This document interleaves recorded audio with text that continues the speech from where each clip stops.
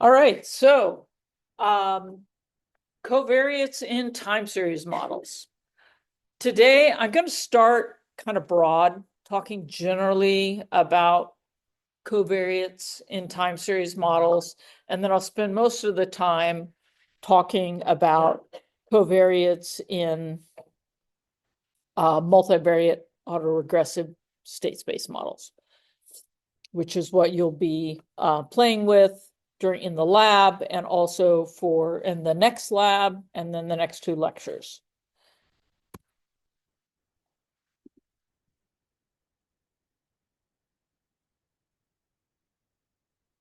Right.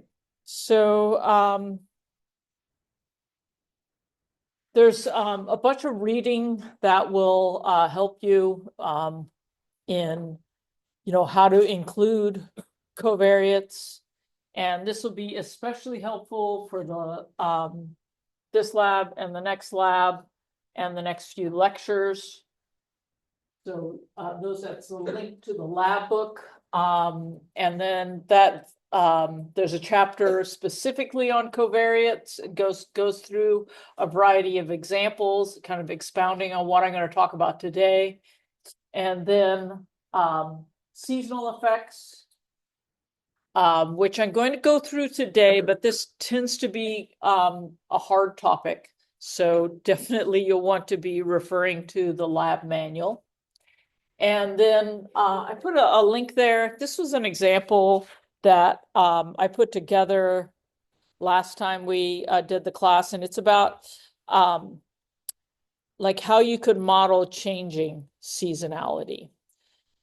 I'm going to be talking, when I talk about seasonality, I'm going to be treating seasonality as something that doesn't change, but definitely seasonality changes. And that's a really interesting question. And so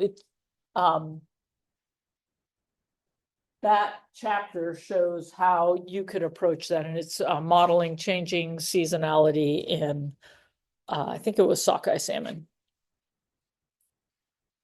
Does it say there? No, it just says changing. Okay. And then also I want to point you to this book, Fisheries Catch Forecasting. This is a few years old now. It's from a course I did on catch forecasting. And it goes through some of the things I'm going to talk about when I sort of begin of like generally, well, let's put it this way. It talks about classic fisheries catch forecasting. And this is using multiple explanatory variables to try to, in this case, predict catch. And it goes through really teeny here, but it goes through the variety of classic models, time varying regression, ARMA models, exponential smoothing, but importantly goes through things like penalized regression. Like, how do you deal with having a ton of covariates? How do you reduce those? All right, so why include covariates in a model? When you are approaching a problem, let's say you're thinking about your proposals and you have some covariates in them. You can just step back for a moment and say, why? Why am I including this? Because that will affect your strategy for how you're going to include them and what approaches you might take. So the first one is you're trying to forecast something and you care about a forecast, but you don't actually care about the covariates, not in themselves. You just are using them because you're trying to make a better forecast and you think this could help. So for example, like this might be an approach where you are throwing a whole lot of covariates at it, everything you can think of.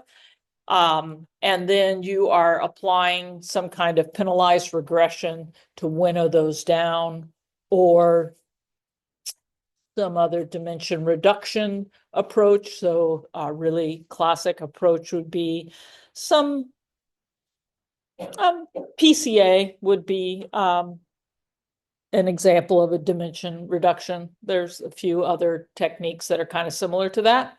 But the idea is you are, you're just trying to create a good forecast. You're not going to be doing something with the effect sizes on the covariates. You're not going to be looking at the effect sizes and saying things like, oh, temperature is having a strong effect. Like you don't really care about that. And that is perfectly valid. That's, we often, include covariates for that purpose. But if you're including covariates for that reason, then you're going to take a little bit different approach because, like I said, you don't actually care about the covariates. You don't mind transforming them in, any which way that helps with your forecast. You might want to do a forecast, and you do care about the covariates. And now, because you're going to make some interpretation about how kind of what your estimate of the effect sizes are. So you're going to say, oh, wow. So I have this forecast and I looked at all these covariates and it seems like temperature is more important and I'm going to infer something from that importance. So now you need to be careful. You need to think about what your covariates are, how do they covary together, because if you have lots of things that are collinear, you're not going to be able to interpret the effect sizes. So if you're here, if you care about the covariates, you need to approach them more carefully. And you probably wouldn't want to just willy-nilly transform them if that makes it harder to interpret them later.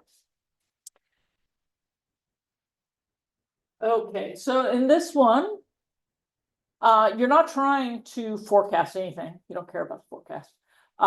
What you're trying to do is understand why your data vary, and you are trying to understand the underlying process. And you might process here being both the observation process, but also the kind of the hidden autocorrelated process. So it might be like you want to understand how the population size varies over time, and you want to understand what drives that. Not because you're doing a forecast, but you're trying to understand the system. So we do this all the time. And we will treat, if this is our objective, we're going to take a different approach than those approaches. So yeah, we might be using it to model a changing system. And this last one, might not think of, but we can use covariates to deal with problematic observation errors. So what's problematic observation errors? So observation errors that are autocorrelated. If we could figure out what is driving that autocorrelation, include that in our model, we could explain that autocorrelation, and then it's not a problem anymore because we've explained it. Or maybe we want to combine data, like I gave the example last week where you've got shift-based surveys, you got line transect surveys, you want to combine these two, and you want to include some kind of covariate to help you combine them. Those kind of things. Oh, and the last one. Oh, this is very, very important. If you have cycles in your data, you have got to deal with that. We'll get into that when we get into seasonality. Okay, so let's see just a little example here. So these are green algae, blue-green algae from 1966 to 1974 out in Lake Washington. This is just a segment from this very long, famous data set of Lake Washington. And these are two of the covariates in this data set. This data set, by the way, is included in the ATSA library, or the MARS package is one of those. we play around with this a lot. So this is temperature, and this is total phosphorus. And you can see here that for whatever reason, there appears to be some correlation. You kind of pick it up by eye with this temperature in these, at least in the blue-green algae.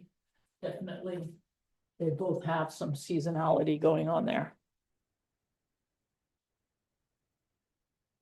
All right. Okay, so let's look at how we might include covariates in different types of time series. So we can do a multivariate regression for time series data. So Y is a time series, and we could have covariates that are time series. We could also include covariates that are not time series. So the blue-green algae at time t, the temperature at time t, and then 3 might be the way we sampled the data. It's not a time series, just happened to be what kind of sampling mechanism did we use for that data point? So things like that. And then we have our errors there. So this has our covariates in there, and it's time series, okay? But it's not like autocorrelated. We're not like modeling any autocorrelation per se. And then, so there's that class. And then we have kind of looks like the same thing, but we have these autocorrelated errors. And a lot of times when, like if you were to look in the literature and they're talking about dealing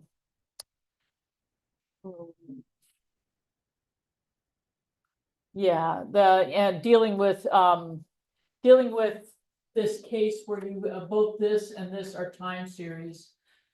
A lot of times you're going to see that they allow you to include autocorrelated errors here. And I don't know if LM does this, but there's a lot of the various regression packages out there will have a way for you to include autocorrelation in the model. I don't think LM or GLS will. GLS, yeah. Yeah, there's a lot of them that do that. Let's go. Where was I going here? Okay, I guess that's a different slide. I'm going to talk about in the ARMA model, ARMA package, how they allow you to include those autocorrelated errors. When we start working with the MARS model, we're going to be doing something a little similar. Conceptually a little similar to this when we're modeling how our covariates affect the observation process. So we've got YT is a function of something that is also a time series. In this case, it's this hidden process. But the point being is that this is a time series and that's a time series. So we're regressing one time series against another time series. And then we're going to explain the errors with some covariate. So we're explaining this is the error, and we have this uncorrelated part, so it's just white noise here, and then we have this covariate. And so we're trying to explain some of that error by some covariate that we're measuring. And we're asking questions, you'll see in a moment, asking questions like, okay, does this covariate affect our observation error?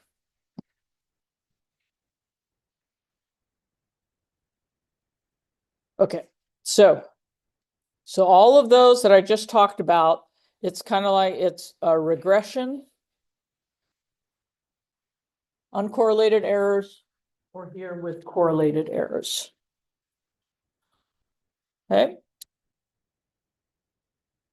This is different. So this is not a multivariate regression with autocorrelated errors. So this is an AR process. So here, t is a function of t minus 1. This is the critical bit here. It is a function of a prior value of itself. So it's correlated, autocorrelated. And we're explaining the steps. The step from t minus 1 to t, we are explaining that with the covariates. This class is called ARMAX, or a Mars model with covariates. Every so often you'll see it as MARSSX sometimes. You might see it as vector autoregressive with covariates. All of these are the same thing. This one's univariate, this one's multivariate, but the structure is the same. And the structure is this. This at time t is function of that at time t minus 1. And then the covariate is affecting this error here. Okay. Yes, okay, be careful. Okay. Let's jump here. All right, so let's see some examples of this. So if you go into, or see how you see kind of the math behind it. Okay, so let's do start with this linear regression with autocorrelated errors. And if you look at the ARIMA functions, they allow you to fit this linear regression with autocorrelated errors. And this is often really confusing for the students when they'll see like, oh, hey, I can pass in covariates into an ARIMA. Surely what I'm doing is this. I'm doing, okay, this is a really simple, AR1, right? It's a random walk, but it's an AR1. And so you think, oh, hey, I'm doing an AR1 with some covariates in there that are affecting the error. And that's not what it's doing.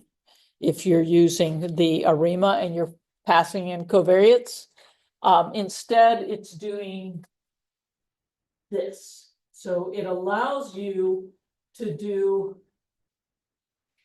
this is a linear regression, and allows you to model this and model this as a very flexible autocorrelated process. So you can basically model this as an ARMA. So that means you can have, like in this example, it would be an AR2. So if this error depends on the error at t minus 1 and t minus 2. You could also have a moving average bit in there also. So this, you could have time dependency here and then this error not be uncorrelated. It could also be correlated. That seems like overkill, but you could. All right. So even though you, like there are like I said, there are lots of packages where you can do regression and you can have autocorrelation here. If you're ever in a situation where you want pretty complex autocorrelation for whatever reason, you're testing something, then you want to use the base models, because the general packages, they're not going to give you that much flexibility in modeling what that correlation looks like. Okay, let's see here. See what it looks like. Yeah.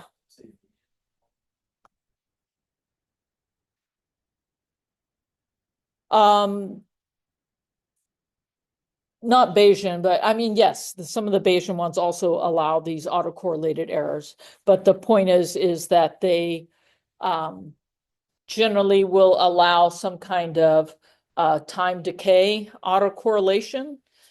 And this here allows you to be like really flexible in what that autocorrelation is. You're not imposing that it has to be a particular exponentially decaying autocorrelation. Yeah. Mhm. Is the D is the covariate? Yes. When you see D, that's going to mean the covariate is affecting the observation process. And when we show C, it's affecting the hidden process. This one. So look here. So here I put in C. And that's just will help be kind of a, well, help you interact with the Mars package, but it's also kind of a mnemonic or just being really clear where the covariate is coming in. So if you see it as a D, it's coming in the observation. If it's a C, it's coming in this underlying X, this autocorrelated hidden process. There isn't a difference in what the covariate is. The difference is which part of the model it's appearing in. So we've got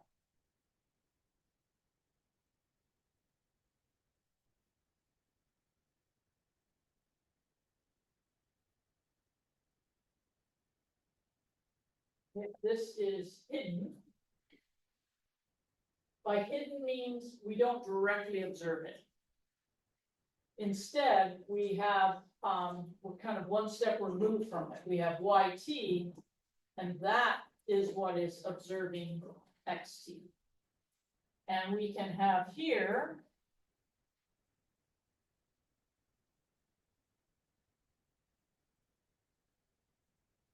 that. So here, this variable, and they could be the same thing. So they could both be temperature at time t.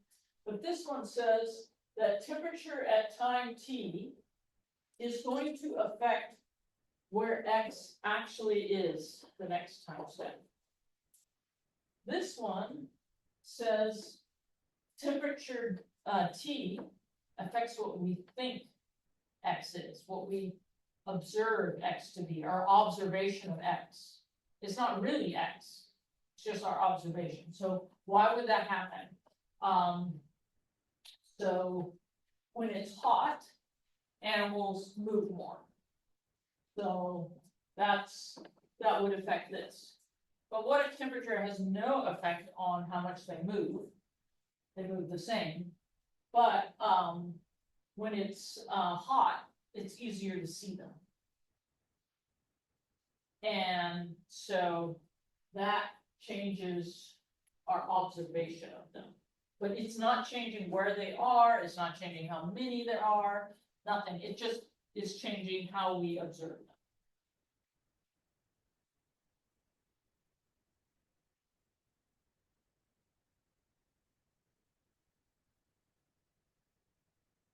All right. Okay. Yeah. So then is the ARMAX, is that like saying you have the process errors but no observation error? There are no process errors in this. This is the ARMAX. No, this is not the ARMAX. This is XReg in ARIMA. What's ARMAX? This is ARMAX right here. So it has observation and process. It has both. It has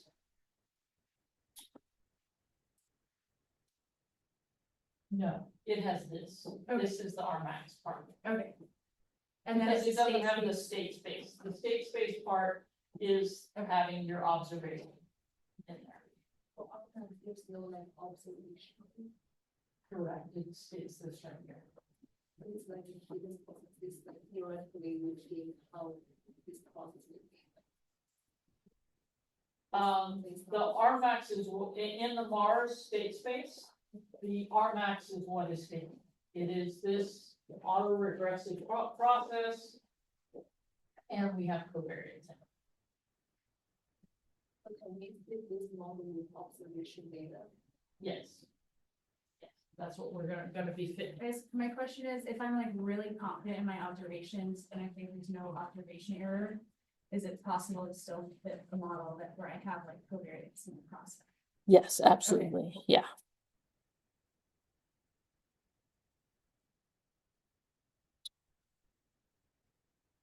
Okay, so this would be your linear regression with autocorrelated errors. Have a univariate observation, you have all your covariates, and what's going on here is it's saying, hey, this is what the errors look like. They are a ARIMA. We can model them with a ARIMA of this form. And I think this, to me, where I find this most useful is when I'm doing exploratory data, and I would like Auto ARIMA to tell me what it thinks this looks like, because I'm trying to understand my residuals. So then I would use Auto ARIMA, my univariate response, my covariates, and then I would see what it pops out. If it pops out a, 0, 0, 0, yay, it's not correlated. If it pops out something that looks really funky, like it's got a 2 there or a 2 there, like not too happy about that. If it has a 1 here and a 0, I'm not too happy about that either. That's that's a random walk. So that's also pretty far from white noise. So it's just kind of like a diagnostic to say, okay, how much structure does it look like these errors have? Because I don't want them to have a whole lot of structure. So you can, play around with that just as a practical diagnostic.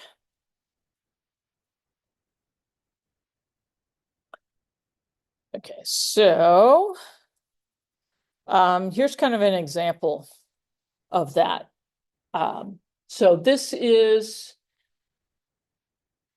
quarterly changes in income and consumption.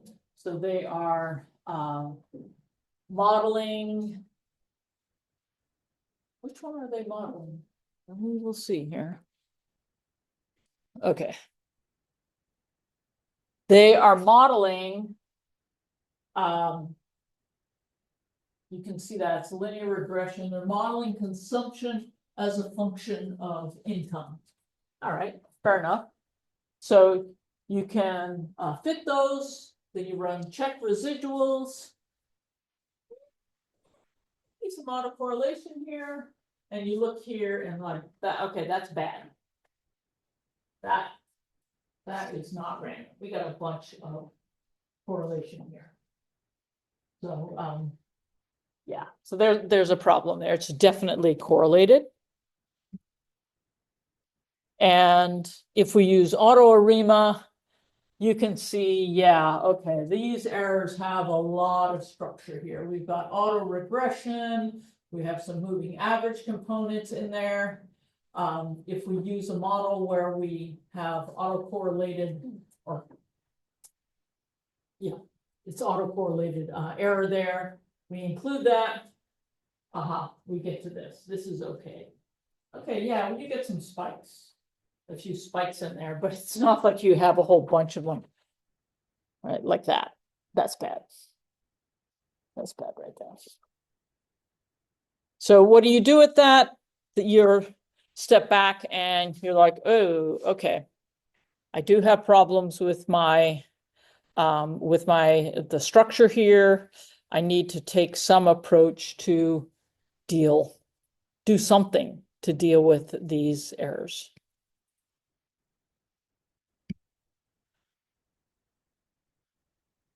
Okay, so sticking with the diagnostics, this is actually the first thing that I would always suggest that you do when you have a whole bunch of covariates, is you want to do some visual tests for collinearity. So I'll come back to this one in a moment. So what do those tests look like? So here's an example from one of the data sets that's in the ATSA library. This is from Greek landings over, forget how long it is. It's a lot of years, maybe 25 years of Greek landings. And they have a number of covariates in it. So one set of the covariates are things to do with the fisheries. So this is like the horsepower. This is total number of fishers. This, I forget what VO and TO are. This is like total something. So they're different measures of the size of the fishery. And you can see there are really obvious problems here. First off, this fishery has been getting bigger, like the boats are getting bigger and stronger over time. So that would be a problem to have year and horsepowers together. We also see things like, the horsepower and, this variable, that's problematic. So we see a lot of problematic variables in here. What else? Yeah. Definitely year. That's we don't want to have year and these ones in here, but we're going to have to choose which of these we think are the best variables because there's too much correlation here. We can look at the environmental variables. We've got air, we have pressure, sea surface temperature, we have north-south winds, and then wind speed. These, not too bad. This looks okay. It's generally cloud-like. Okay, so maybe here, the pressure, that one. But generally, they're really different than those. Another one you can do, and I really like this. I'll pretty much always check the correlation plot. There's this library called core plot. And if you take a matrix where you have your variables in your columns, and then you take them, it's all in columns, and then you get the correlation from that, and that'll get you a matrix, and then you do core plot and makes this nice thing here. And it has also all these great features of like, you can do clustering and it'll make little boxes around what the clusters are. And it's very nice visually. You can immediately see that some of these things are really highly correlated. Just like we saw before, these are really correlated. Red is negatively correlated, blue is positive. So a really great visual. Size of the circle is the strength of the Yeah, correlation. yeah. And the color is also the strength of the. The color is the direction, positive or negative. Right. Yeah. Also showing like how it has correlated. Correct. Yeah. Yeah, that function also, you can see it's symmetric. Yeah. If you mess around that function, you can also get a text like report the correlation of coefficients and circles and stuff. Right, some of those draw ellipses. So if there's no correlation, it's a circle, and as the correlation gets stronger. Yeah, it's a great package. Okay. If you find yourself in the situation like in that table, you have a whole lot of covariates, you've got some collinearity going on. That online book of fisheries catch forecasting, I review the different classical approaches to dealing with situations like that. Talk about the different types of penalized regression and how to use cross-validation and kind of the various types of stepwise regression and why that can be problematic. Problematic means it has a tendency to choose variables that are kind of just by chance. You'll get a set of variables that is significant. And if you reorder them, you get a different set. All right, so now let's change gears and start talking about these autoregressive models and these state space models where we have both a hidden autoregressive process and an observation process. So we'll start out with just looking at the process. This is that ARMAX. I'm not going to have the MA in there, so honestly, it's really ARX. So we've got your autoregressive x at time t is a function of whatever it is in the past. And then this is going to be our process error.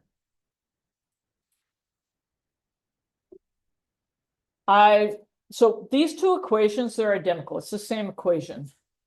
But I wrote them both because sometimes we think about the covariate as explaining the process error. And then other times, this is identical, but we will think of it as affecting the drift, the tendency to go up or down. Mathematically, it's the same thing, but you'll like when we're whiteboarding and we're like, oh, hey, how do we have that? Where do we put this covariate? Depending on what you're modeling, sometimes you think of it as affecting the tendency to go up and down. Other times you're just like, yeah, no, I'm just trying to explain what those errors are.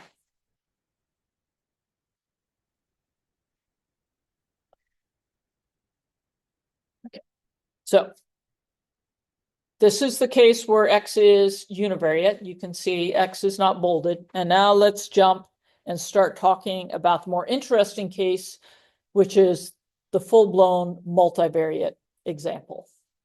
And so now this is a small letter, so it means that it is a column vector. It has multiple rows, but one column. This has multiple rows and one column. So there are multiple of these hidden processes, and there are multiple of them at time t. The B can represent how these multiple processes affect these. We have multiple drift terms. So that's again this column vector. And here are our multiple covariates. And this is our effect matrix. Okay, so let's, similar for our Y's there. Well, let's see some examples, make this concrete. Okay, so here we go. So let's think of our X as some tag data, and we are modeling the movement of animals. And these animals move only in a line. They move along, just along the coast. So it's not two-dimensional, it's this one-dimensional movement.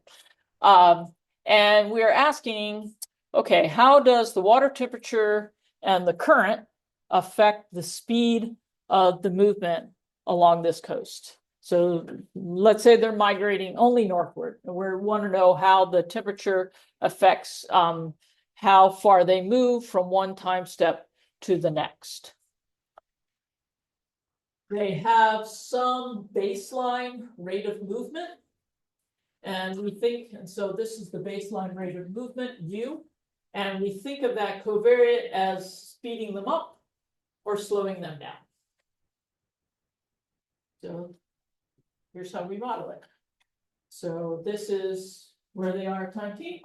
Is a function of where they were the previous time step. We're modeling like how far they're moving each step, baseline. And then the matrix is this. And so this would be the effective temperature on the step length, and this is the effective current. So we have this is shaped like that, and then we're going to kind of turn it and multiply temperature times C plus current times CV. Let me grab, where is my? What did I do with the?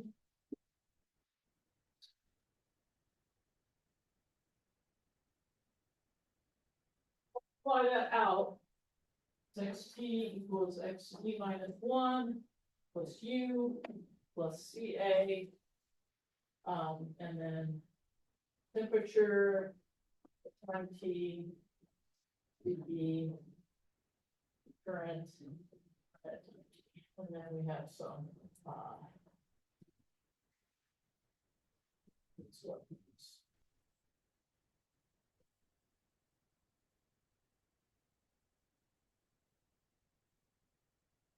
by the way, when we have these covariates, it doesn't have to be temperature at time T. We could say that at time T, what I have here is temperature, a week previous or whatever. The key point is that you're going to have a matrix. It's going to look like this.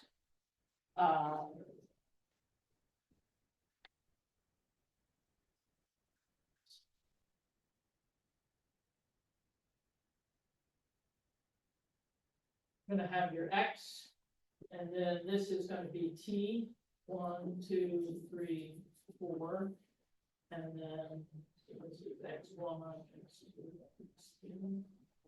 X3. And then you're going to have your covariates, which are your C's. And so this is going to be covariate 1 at time 1. This is covariate 2 at time 1. This is covariate 1 at time 2, covariate 2 at time 2, etc. Like that. So you're going to construct the matrix of your covariates, but you get to decide what this is. So you can decide, well, I want this to be temperature a week ago, whatever.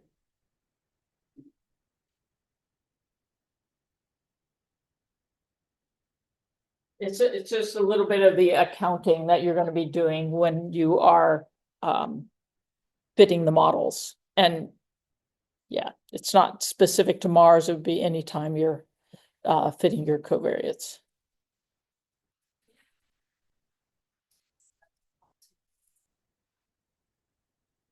Oh, that's you got to put your scientist hat on at that point. And you can test.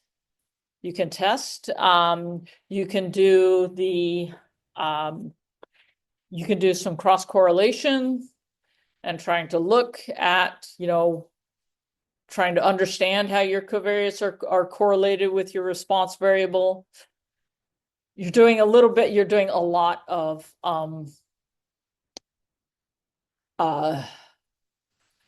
you have to be careful if you do that kind of study, because you by looking at that cross correlation and then turning around and fitting a model with that correlation, yes, of course you're going to find an effect, because you looked at the data ahead of time and you chose the one. So you have to be a little careful with that, holding out some data that you do all your poking around at, or you put on your scientist hat and say, hey, I'm going to test these 3 hypotheses. Something like that. All right, so let's look at this example. So now I'm going to put that observation error, covariate, in the observation equation. So now I'm thinking, okay, I'm tracking some population size, I'm doing stream surveys, but turbidity and temperature affect my observation error. So if it's really turbid, I can't really see through the water. And if it's really hot, it creates these kind of waves on the water, these air fluctuations that makes it hard for my sensor to see through the down through the water. I don't know, I'm kind of making that up, but you have some reason why these two are affecting our ability to observe the population size. So it's not that they are affecting the population size. We're not saying that. We're just saying it affects our observation of that population size. So it looks the same here. We have our Ds and then our temperature and humidity there.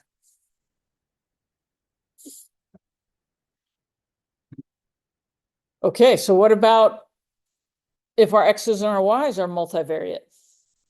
So now let's imagine that our X's are the lat long position. So now we're doing two-dimensional movement, and our Y's are the two-dimensional observations. And we're going to model that our covariate is affecting the lat and the long. So we can do this. Now we have two of these, lat and long, and now we have a 2x2 matrix here, because we have to have a row for each row of our X's, and then we have to have a column for each row here. So number of columns needs to match the rows here, number of rows needs to match the rows there. So, okay, so what is this saying? So this, the way I wrote it here, is a particular hypothesis, and it's saying that we think that temperature affects both the latitude and longitude step sizes the same, and this TP variable also affects them the same. And that may make sense. But maybe we want to test other things. Maybe we want to test this one. And that is that these two variables all have the same effect. So they don't have different ones. So this is the case where this one affects it differently. Maybe they affect it the same. Or maybe everything's different. So maybe temperature affects the longitude movement differently then it affects the latitude movement. Same for the TP variable. Or maybe we think, no, I think temperature should affect them both the same, but this variable should affect longitude differently than latitude. And you might think, well, why would you ever have a case like that? I don't know. Maybe this one is north-south current speed, right? So north-south current speed probably affects your longitudinal movement differently than your latitudinal movement. So it just depends what your variables are.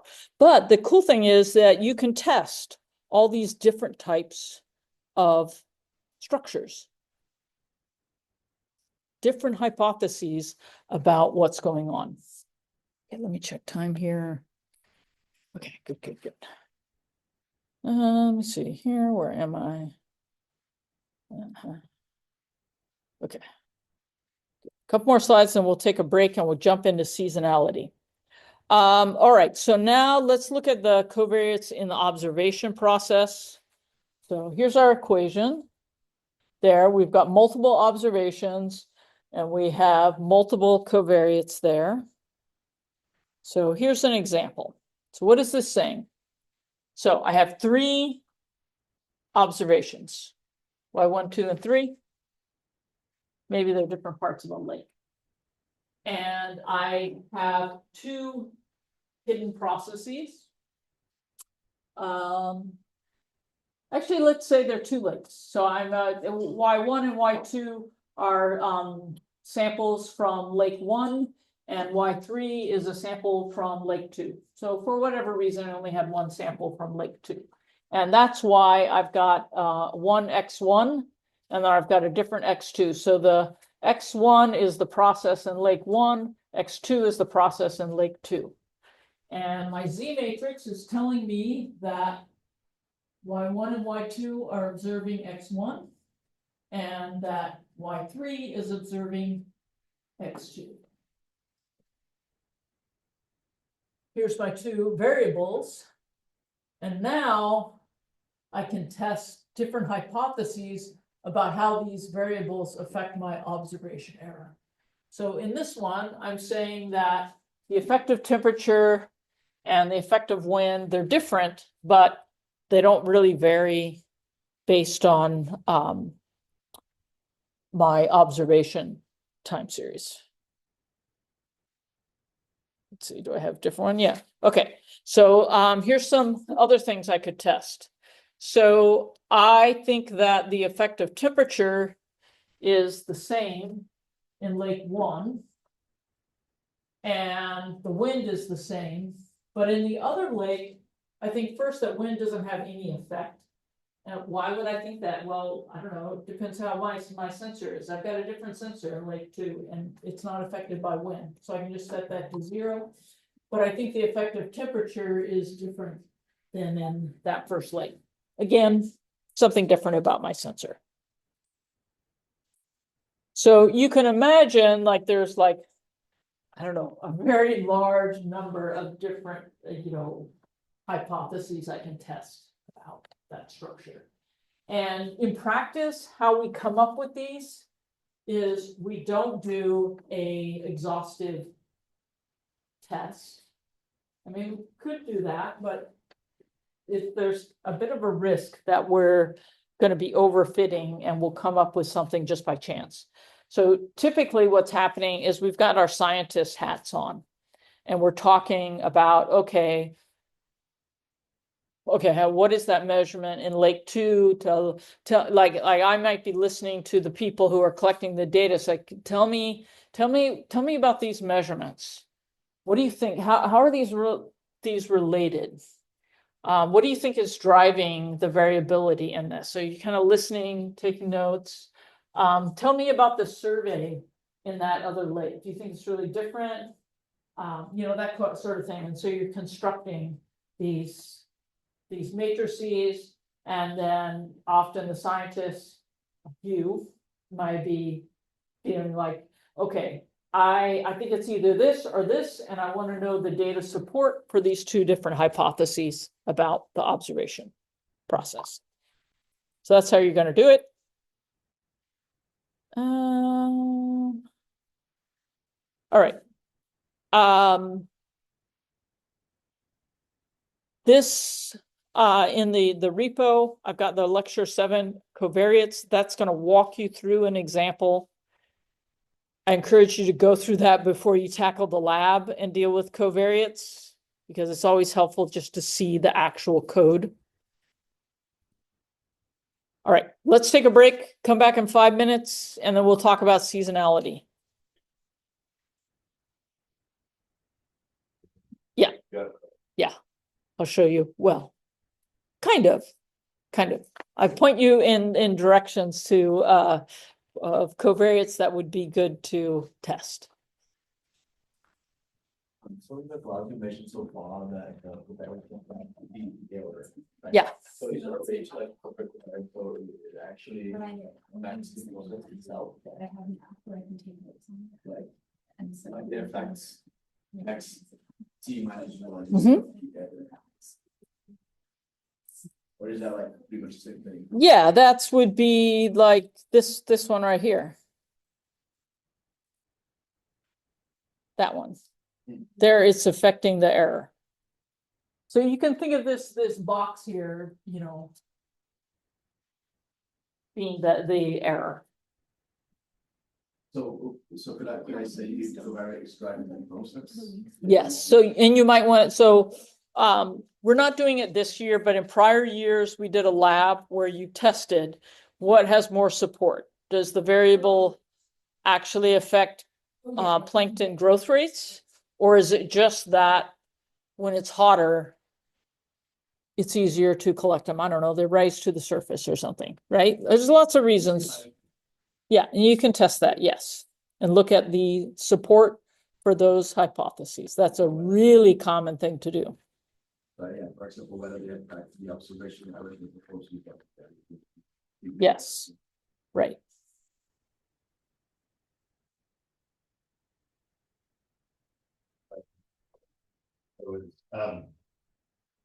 You want to make sure you give a lot of thought to why you would put, oh, right as an ecologist or fisheries biologist beforehand, not just be like, I just threw everything at the wall and see what stuck. Because where it usually happens is I tell people, you're gonna get down to the discussion section of your paper and now you're gonna talk about it. You know, it's like, oh, I found out the color red, it makes fish migrate faster. Yeah. Wow. Okay, explain that one to me, you know, it's like, yeah, that sort of thing, so. Nicole, did that work? Yeah. That I sent you?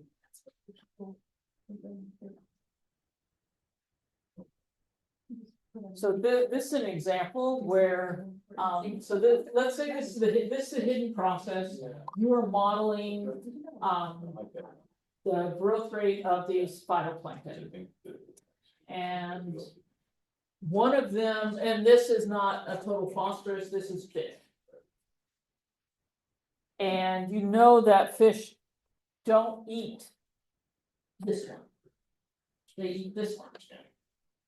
So then with your scientist hat on, you would say, well, a priori, I can set this to 0 because it does, they don't interact with that species. Correct. I think it was excluded. Yeah, I just struggling because I didn't think like affecting the error or affecting the process were the same thing, but in fact it's like. Oh, no. Yeah, it's just move the parentheses around. Yeah, Yeah. I just Right. then just think more in like in a more linear regression interval, I guess. Yeah, we'll go back through this a little bit on Thursday when we start talking about, because a lot of people, you think about that, the errors have an expectation of 0. Right. And then we're gonna add on some other extra bit. So just move that expectation into the mean of the errors. Same thing, basically, right? Yeah. Yeah. But yeah, we don't typically think about that. Yeah, Exactly. I think it's similar. Yeah. Well, I think you said like it was no better for forecasting. Yes, right. Yes. Or using the last. It still, for me, Nicole, it still shows you as pen.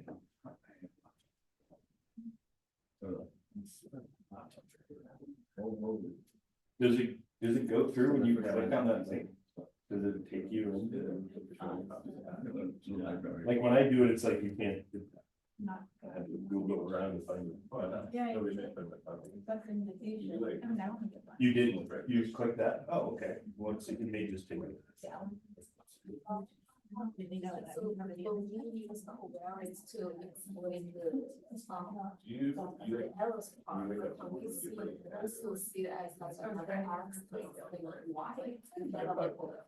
We see those errors. Yeah, so you would be looking at, so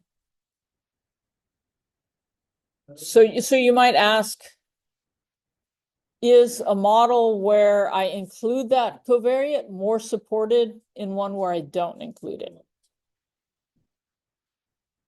And so that would be, and then you might be interested in, what is the sign? Is it a positive effect or a negative effect of that covariate?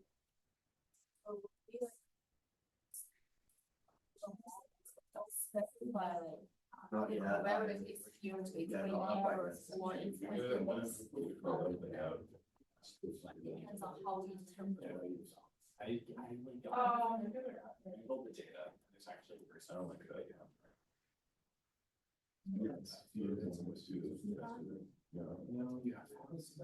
Yeah, so Is it different? So it's really, if you here, so let's say you wanted to ask, is it affecting just my observation? Or is it really affecting the underlying function? I don't know what I'm doing.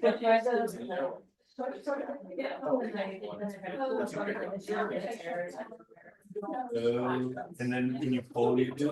Yeah, that'd be kind of. Yeah. Yeah, that's not, especially because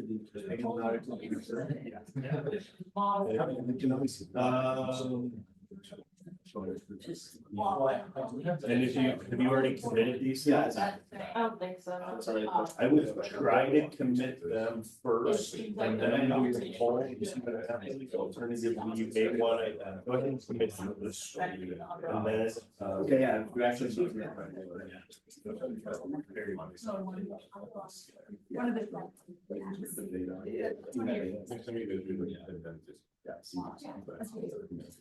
This is the observation. Okay, now what happens?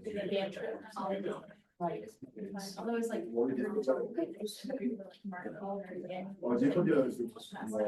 Okay, so now what, so yeah, one of your teammates must have pushed up on you and they.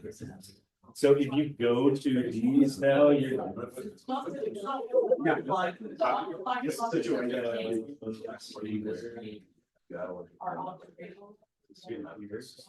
Right, it's from lab one. I One here? Yeah. Oh, sorry. You know what I mean? I don't love it, so I see that now. I'll try to narrow it down. I don't know. I remember being pretty. They've got a lot of results. So they've got a dry section. I don't know, it's probably on the side, I was kind of like. Well, you. Yeah, it's just not. I mean, I get it comes into this. Student, I don't need to. Well, this doesn't. That's we were saying. All right, I'm gonna start back up, Mark.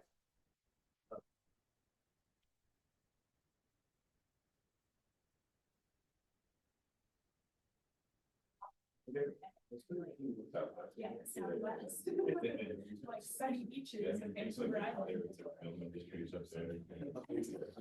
All right, let's start back up. And so we can finish up talking about seasonality. So seasonality, obviously very, very common. If you are looking at data where you are collecting data over, months, it's very common to see some kind of seasonality. Here's an example. These are the monthly Chinook landings. And clearly they're seasonal. We know that about salmon. So how do we model seasonality in our data? And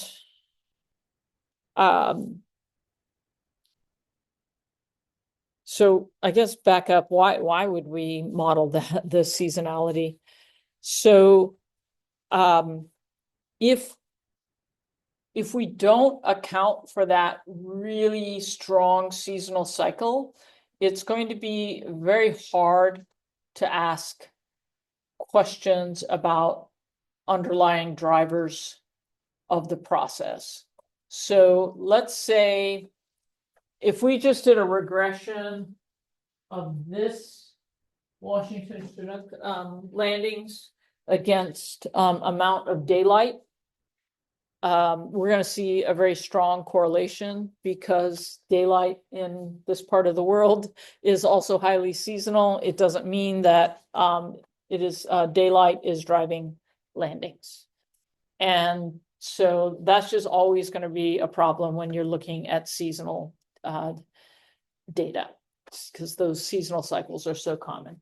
So the first step when you're dealing with seasonal data is you have to have something in your model that will account for that seasonality.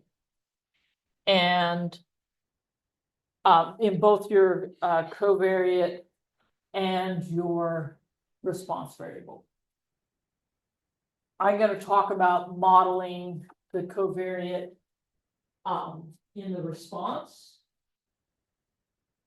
I'm not going to talk about the modeling the seasonality in the response, so in the landings here.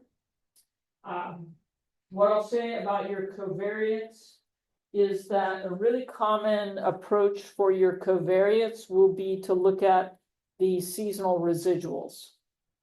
So what you'll do is, once you've dealt with this, you're gonna need to deal with, say, the seasonality and temperature. And so you would fit a seasonal model, like some sort of cyclic model, to your temperature data, and then you would subtract out that seasonality, and that will get you how different, say, January temperature is relative to the January mean. And so now you have something that doesn't have these cycles like that. It's going to be fluctuating, something like that. And that's the covariate that you're going to use. All right, but what about these landings? I could do that with the landings too. I could just subtract out that seasonal cycle. But often we want to estimate what that seasonal cycle is because we're interested in it. And and we want to use a statistical model because there's all kinds of errors in the model. And also we have this autocorrelated process underneath it. And all that stuff is going to make it hard to like interpret if we just like take this and we're like, oh, okay, well, let's just take the mean, fit the like a mean, what's the mean January effect, February effect, etc. We could do that like with some kind of regression model, but we have these trends going on here. It's just problematic. So we're not going to do it that way. We're going to use our autoregressive model, but we're going to model seasonality. So 3 approaches. Approach 1, we are going to have 12 covariates. And so we'll have an effect of January, February, March. So we'll have an effect for each month. So that gives us 12 different covariate terms. And the nice thing about this is there are no constraints. This shape can be whatever we want. And it's going to look like this.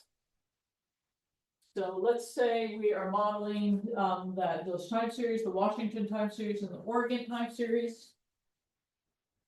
This is what our covariate matrix looks like. It is at time t. Okay, let's see this. Okay, this is time 1. This is time 2. This is time 3. So what does this say? This at time 1, we've got a 1 in the January row. So it means at time 1, we're January.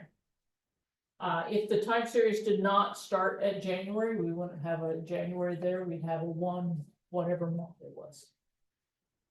The next, but we're going to say it starts at January. So the first one's a January, and then the second one's a February.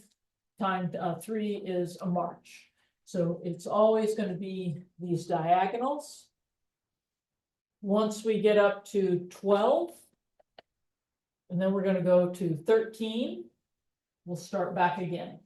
So if we looked at this, what our covariate looks like for a long time series, it's a series of these diagonals like that. If you've ever done a linear regression and you've included like month as a factor, under the hood, it's constructing something that looks a little similar to this. Okay, so that's our covariate. It is a little weird, but we're when we're estimating an effect, you do it like that. We have a 1 for the January, February, yada yada. And then these are our effect sizes. So this is the effect of January's relative to the mean, this effect of February's, etc. So what this is going to be is telling us, do January's tend to be more or less than the mean, February's more or less. Right, do I have a picture? I think I have a picture. Oh, okay. I wanted to show you a picture. Oh, well, no.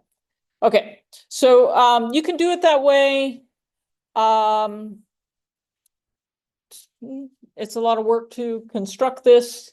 In the chapter, we show you some tricks, how to construct it. R does have some tools that you can use to construct these kind of things, because that's actually fairly common if you're doing regression and you're doing like effect sizes of, months or whatever. Okay, but that's a whole lot of things to be estimating. And that's a lot of parameters. So it's better generally to estimate fewer parameters, especially for these time series autoregressive models. They're really flexible to begin with. And adding that much more flexibility, 12 monthly parameters, that's really pushing things. So what else can we do? Well, one, we could estimate season as a third order polynomial. So it's not complete flexibility, but a third order polynomial, that can show some pretty good shapes. So that's pretty good. And then we only have 3 parameters. That's a lot less than 12. So third order polynomial is going to be a better approach. Yeah. In this approach, the months aren't being treated as factors, and they're actually like a numeric 1 through 12. Yeah. So you're going to do 1 through 12. And then, so the first one's going to be M, 1 through 12. And then after, 12 months, it's going to start over again, 1 through 12. So the first covariate is that 1 through 12, and then 1 through 12, 1 through 12. It's a line like that. And the next one is that squared. And then the next one is that cubed.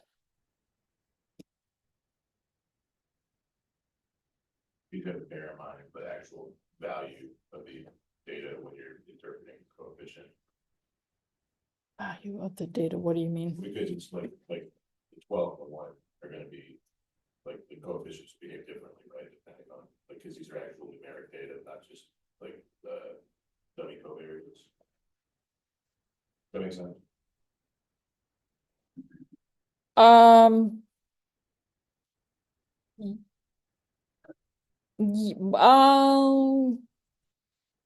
No, when you plot it out, let me show you an example here. It's going to look like this. So this is, so it won't really matter that you call January 1. In fact, you could shuffle the order.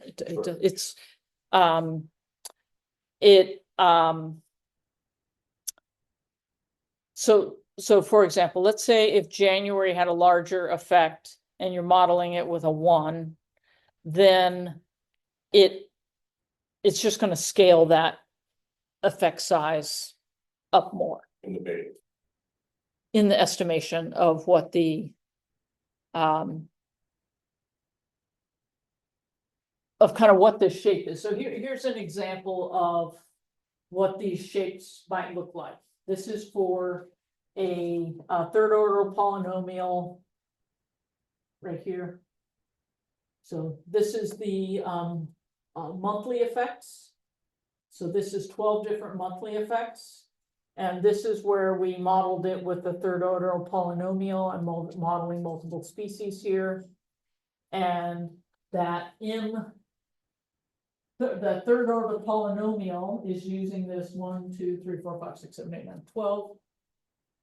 And it's getting you that shape. These are plots of the C coefficients. Yes. Okay. But you could do it on the D. It just depends Sure. which part of the process you're modeling. Yeah, typically like we're not concerned with what the betas are in that model that you were showing. We're just looking at, These are the betas. well, those are the betas. But those are the seeds. That's the product. The product, yes, it That's is the in product. Okay. Yeah, right. Yeah, so it's the. Where am I? Yeah. So I want to know the effect of January is going to be these times that. And the effect of February's is going to be these times that.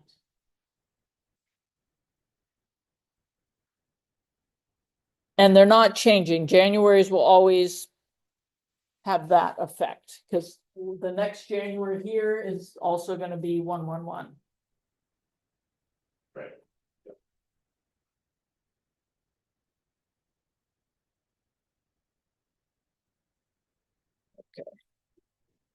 There's a typo where? That second column, you have two squared. Yeah, that should be 2. Yeah, that's 2 at the bottom. 3 things.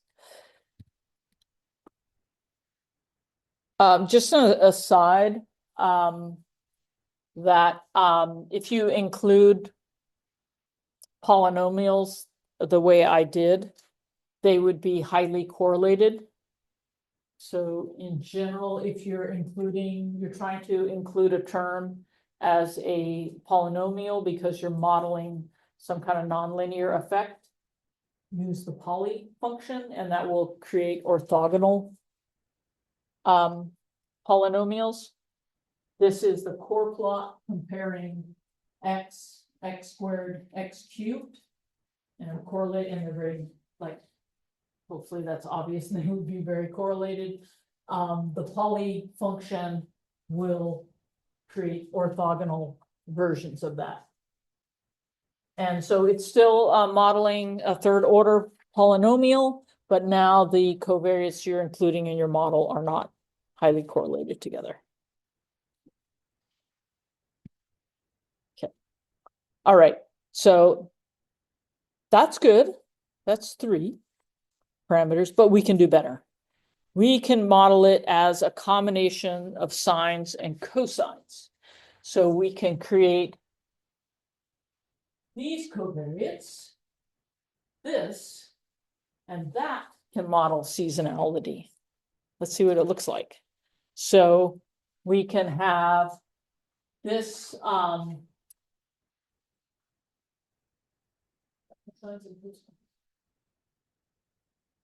must be shifting something a little bit.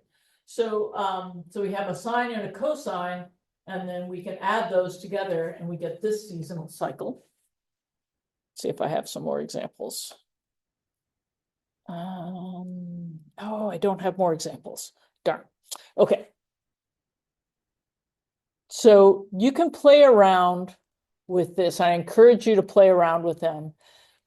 You can, so if you go into the R&D for this lecture, you'll see the code that generated this, and you can change. Doop.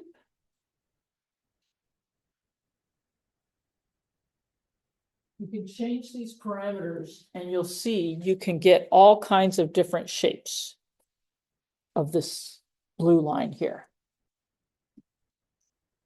And interestingly, so that was just 2 parameters. We're just got our 2 covariates and our 2 betas, and we're able to model this seasonality. Now the downside of this is that it is going to be a single peak. And if that's a problem, and sometimes it is, if you add 1 more, so now we're back up to 3 parameters, but we can get these other cool shapes, these bimodal things. And that's good to know because there are lots of things that we study where it has these little extra peaks in it. All right. Let's see, I go here. Let's see, I've got the, okay, so what does that look like? Check out the code in the chapter. It'll show you exactly how to create these. The basic idea is you're going to have 1 through time t. It's not going to be going 1 through 12, 1 through 12, 1 through 12, 1 through time t. We'll divide it by 12 here. And we're just going to construct these two covariates.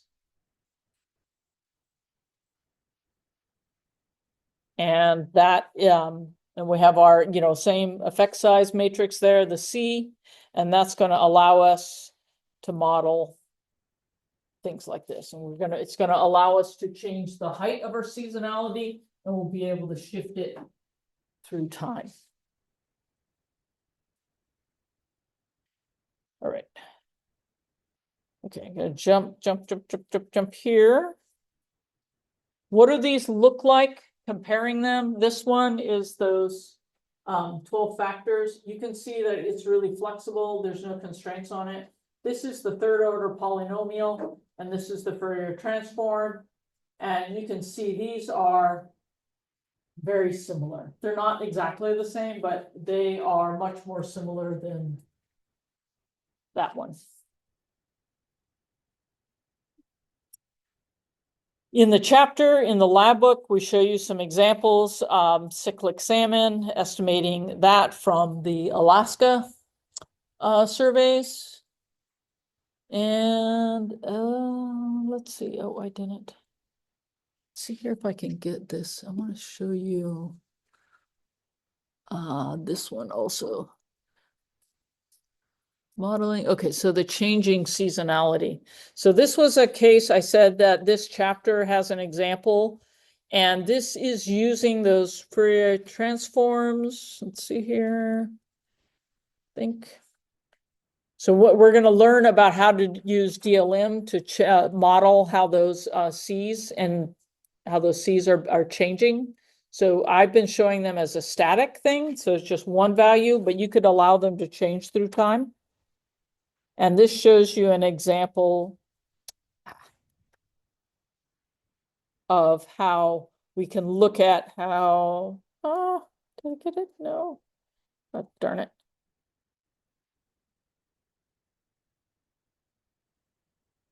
It shows an example of studying how the cyclicity of salmon has been changing in this region, something that would be really hard for you to see just by looking at it. But by using these Fourier transforms and using a dynamic linear model, you can model changes. Okay, last thing. Covariates for the lab.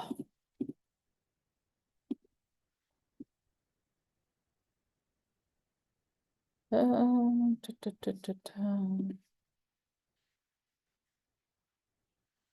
if we go into the labs, you'll see I've added this second HTML. This gives you some examples of climate indices that you might use, that I suggest you use for looking at the annual landings of or annual spawner returns. It's not landings, actually, the spawner returns of Chinook salmon. So you're each looking at a different region of the Pacific Northwest, and these are variables that people have found relationships with or correlations with spawner returns in the past. Loading the data, that can be a little bit painful. This is the PDO. And I show you an example. I put a link here to the discussion. As you, if you pick one of these and you load the data in, it would be really helpful for others if you post your code there. So to show others how to create those time series. This is for the PDO. You can grab that. This creates a time series. And then I give an example here of how you would prep that for your models. So let's say that you wanted to use the average April to June PDO. So that's like a common like spring. And there have been studies that have found that's correlated with spawner returns. So this shows you how you would create a time series of that. So this creates your matrix. You've got one row and you have all your time series. This is going to be your covariate here. That'll go into the waterfall.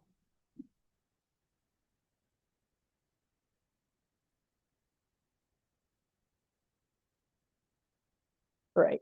Also I didn't add an example of the code there showing you like actually how you put it in the Mars model. I'll add that. It's very simple. It's called C if it's in the X part, and it's called D if it's in the Y part.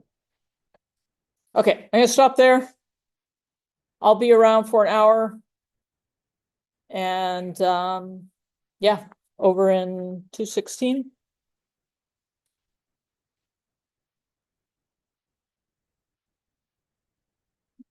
Oops. Okay.